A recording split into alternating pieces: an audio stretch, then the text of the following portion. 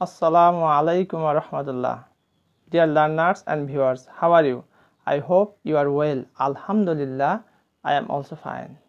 This is Abdul Bari, professionally lecturer in English, Sonapukur Surubi College, Parbutipur, Dinajpur. Today I would like to talk a most important topic, that is tense. We know that tense is the heart of English grammar. If your heart is good, you are good. So if you have good capacity, good capability and good confidence about tense classifications and tense activities, you are very much expert in English grammar normally.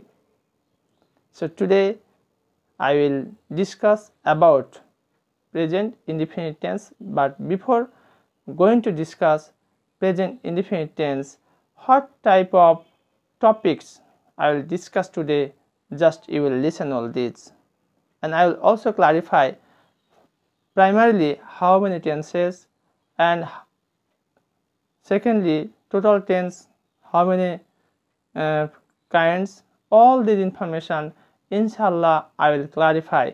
Let's get started and enjoy the class. Present indefinite tense, এটি শুরু করার পূর্বে আমি তোমাদের একটু ধারণা দিয়ে দিই টেন্সটা কি। ক্রিয়া ঘটার সময়কে আমরা টেন্স বলি। Tense is the action of time. আজকে প্রথমত টেন্সকে আমরা কত ভাগে ভাগ করে থাকি? 3 ভাগে প্রথমত টেন্সকে ভাগ করা হয়, present, past, future.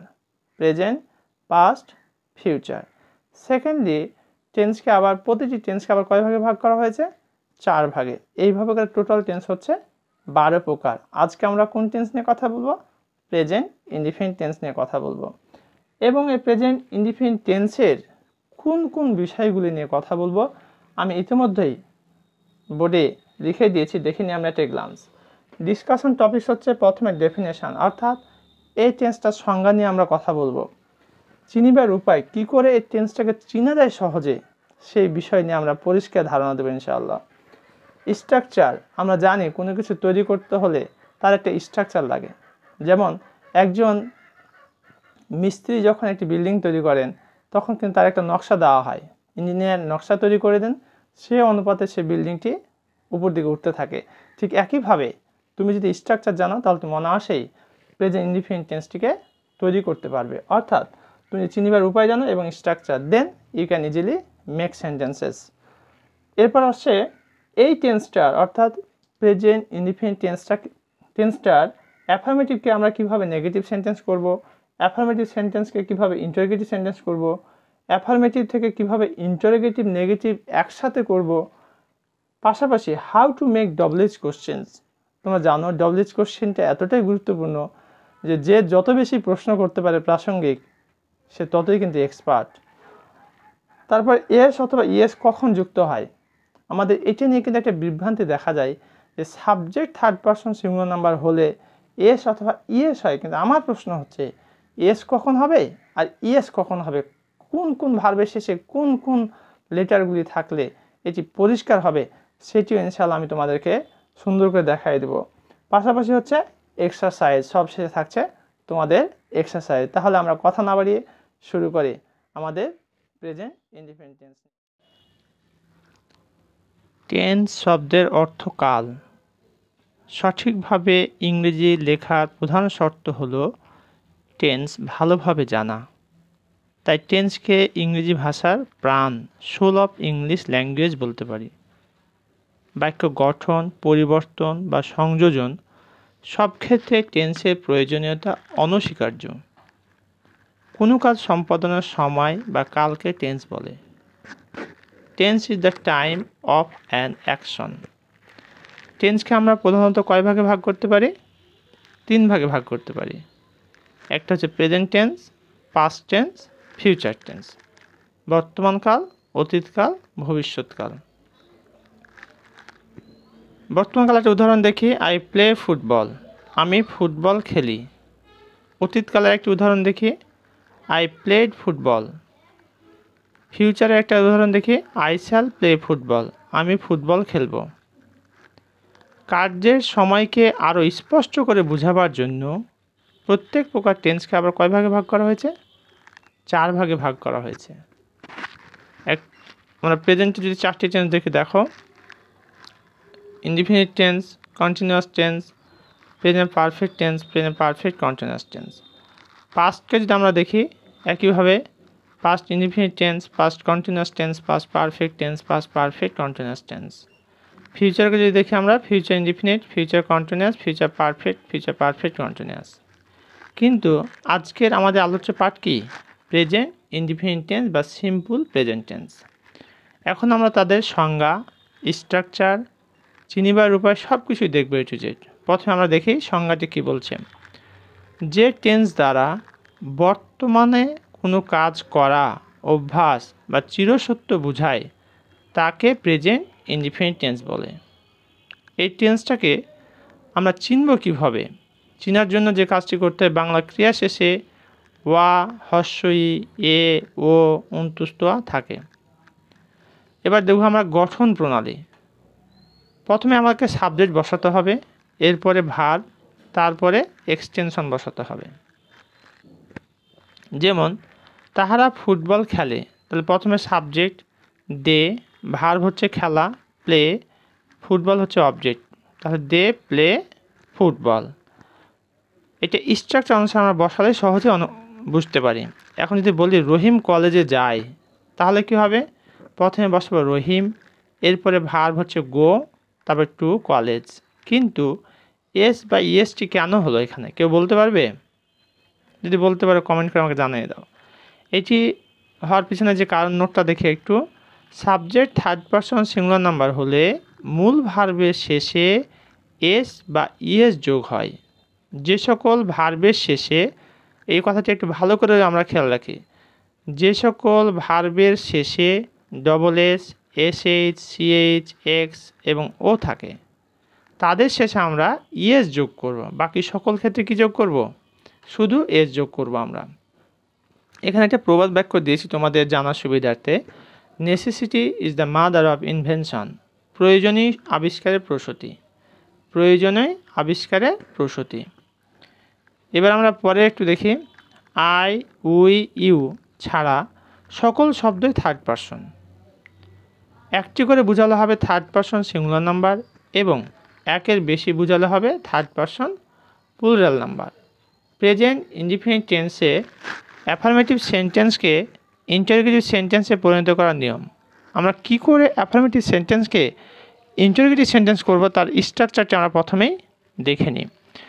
Present indefinite টেন্সে ইন্টারোগেটিভ করার সময় অ্যাফার্মেটিভ বাক্য থেকে প্রথমেই ডু অথবা ডাজ বসাতে হবে, এরপরে সাবজেক্ট, তারপরে ভি1 প্লাস এক্সটেনশন। শুধু থার্ড পারসন সিঙ্গুলার নাম্বারের ক্ষেত্রে ডাজ বসবে।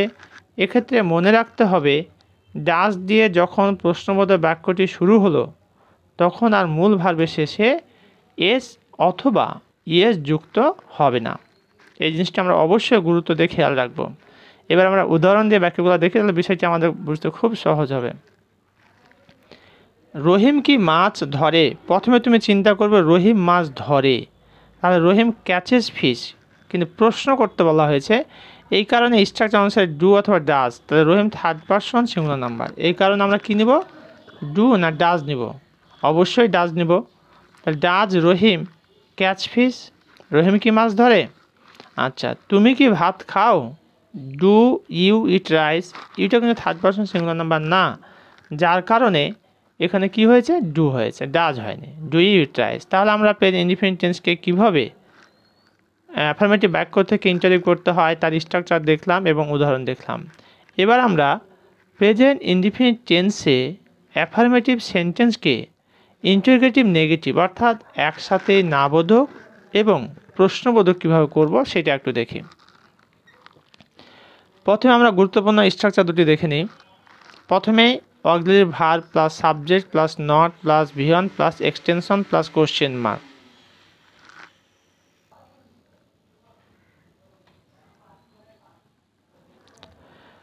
স্ট্রাকচারটি হচ্ছে বি নাম্বারটা দেখো, auxiliary verb plus not plus subject plus ভি1 প্লাস এক্সটেনশন। এবার আমরা উদাহরণ দিয়ে খেয়াল করবো ব্যাপারটি। রাজীব কি বইটি পড়ে না? তাহলে একসাথে প্রশ্ন, একসাথে নেগেটিভ, প্রশ্ন করার জন্য ডাজটি সামনে হয়েছে, নটটি পরে হয়েছে। এই নটটি আমরা আগেও দিতে পারবো। যদি সাবজেক্টটি থার্ড পারসন সিঙ্গুলার নাম্বার হয়, নামবাচক হয়, তাহলে নটটিকে আগা দিকে নেওয়া যাবে। আর যদি থার্ড পারসন অর্থাৎ নামবাচক না হয় এক কথায়, তাহলে এইটি পরে বসালেও চলবে। আবার যদি আমরা দুটোই স্ট্রাকচার দুটোই প্রযোজ্য, দুটো যে কোনো একটি করলেই তোমাদের বাক্য কারেক্ট হয়ে যাবে। Does Rajiv not read the book? তাহলে দেখো ইন্টারোগেটিভ করার জন্য ডাজ হয়েছে, নেগেটিভ করার জন্য নট নিয়ে আসছি আমরা। আর স্ট্রাকচার ফলো করো। এই যে প্রথমে অক্সিলারি ভার্ব ডাজ, তারপরে সাবজেক্ট রাজীব, তারপরে নট, তারপরে V1 প্লাস এক্সটেনশন, লাস্টে question. Doesn't Rajiv read the book? আমরা কি বাজারে মাছ কিনি না? দেখো আমরা কি বাজারে মাছ কিনি না, সেক্ষেত্রে কী হবে? Do we not buy fish in the market? অথবা don't we buy fish in the market? এবার আমরা প্রেজেন্ট ইনডিফিনিট টেন্সের অ্যাফার্মেটিভ সেন্টেন্সকে কীভাবে নেগেটিভ সেন্টেন্সে পরিণত করা যায় তার স্ট্রাকচারটি দেখে আমরা প্রথমে আমরা কী নেব? সাবজেক্ট, তারপরে সাহায্যকারী ভার্ব ডু অথবা ডাজ, থার্ড পারসন সিঙ্গুলার নাম্বারে ডাজ, বাকি সকল ক্ষেত্রে ডু, এরপরে not plus V1 plus extension. এবার আমরা উদাহরণটা দেখি। আমার মা ভাত রান্না করেন না। আমার মা ভাত রান্না করেন না, তাহলে my mother does not cook rice. My mother third person singular number, যার কারণে এখানে কি হয়েছে? ডাজ হয়েছে। তাহারা বাগানে ফুল তুলে না। They do not pluck flower. Pluck flower মানে হচ্ছে ফুল তোলা। In the garden. এবার মজার একটি বিষয় তোমাদেরকে আমি বলেছিলাম, সেটি হচ্ছে যে ডবলএস কোশ্চেন কীভাবে করে আমরা তৈরি করব সেটি নিয়ে একটু কথা বলি। ইন্টারোগেটিভ সেন্টেন্সে যদি interrogative pronoun who, hmm, which, what, interrogative adverb when, হয়, হাউ, হোয়ার থাকে, তবে এগুলো সাবজেক্টের আগে বসে। এগুলো কার আগে বসবে? সাবজেক্টের আগে বসে। এরকম ইন্টারোগেটিভ সেন্টেন্সকে ডবলএস কোশ্চেন বলে। যেমন একটা উদাহরণ দেখি আমরা। সে ভাত খায়, হি ইটস রাইস। এখন প্রশ্ন করছে একে, আমরা কাকে প্রশ্ন করব? তাকে। সে কি খায়? ভাতকে প্রশ্ন করা হয়েছে। সে কি খায়? তাহলে হোয়াট ডাজ হি ইট। এখানে যেটি বলা হয়েছিল যে ইন্টারোগেটিভ প্রোনাউন এগুলো অথবা ইন্টারোগেটিভ অ্যাডভার্ব সাবজেক্টের আগে হবে। এখানে দেখো সাবজেক্ট হচ্ছে হি, তার আগে দিয়ে কি হয়েছে? হোয়াট। হোয়াট ডাজ হি ইট, ভাতকে প্রশ্ন করা হয়েছে, অবজেক্টকে। সে কলেজে যায়। এখন হি গোজ টু কলেজ। এখন প্রশ্ন করা হচ্ছে কলেজকে, সে কোথায় যায়? হোয়ার ডাজ হি গো। এই হোয়ারটা হচ্ছে ইন্টারোগেটিভ অ্যাডভার্ব। বলা হয়েছিল এগুলো সাবজেক্টের আগে বসবে। দেখো এখানে খেয়াল করে সাবজেক্টের আগে বসেছে হোয়ারটা। তুমি মাছ ধরো, ইউ ক্যাচ ফিশ। তুমি কি ধরো? এখানে তুমি মাছ ধরো, তুমি ইউ ক্যাচ ফিশ, তুমি কি ধরো, অর্থাৎ ফিশকে প্রশ্ন করা হয়েছে। হোয়াট ডু ইউ ক্যাচ, তুমি কি ধরো, what do you catch. Dear learners and viewers, you have already learned how to make affirmative to interrogative, affirmative to negative, and affirmative to interrogative negative. Now it is your turn. Exercise. Translate into English. তাহারা cricket খেলে। আমার পিতা বাজারে যায় না। সুমি কি বিশ্ববিদ্যালয়ে যায়? আমার চাচা আমাকে কি 10 টাকা দেন না? তোমরা কোথায় যাও? এই বাক্যগুলি অর্থাৎ 5টি আমি তোমাদের পেন ইনডিফিনিট টেন্স থেকে ট্রান্সলেশন দিয়েছি। আমি তোমাদের কাছ থেকে প্রত্যাশা করি তোমরা কমেন্ট করে এই উত্তরগুলো আমাকে জানিয়ে দিবে। কার কয়টি ঠিক হয়েছে সেটা আমি দেখব। আর তোমাদের সুবিধার 4টি আমি প্রবাদ বাক্য এখানে সেট করেছি। দেখো, নেসেসিটি নোজ নো ল। অভাবে স্বভাব নষ্ট। পৃথিবীতে যারই অভাব দেখা গেছে তারই কিন্তু স্বভাব স্বাভাবিক থাকে না। এই কারণে বলা হচ্ছে নেসেসিটি নোজ নো ল। এই ছিল আমাদের আজকের মতো ক্লাস। সকলকে এই ক্লাসটি দেখার জন্য অসংখ্য ধন্যবাদ। এবং সবশেষে আমি একটি রিকোয়েস্ট করব, dear learners and viewers, please subscribe my channel so that you can get next videos easily. Thank you very much for watching this video. Assalamu alaikum wa rahmatullahi wa barakatuh.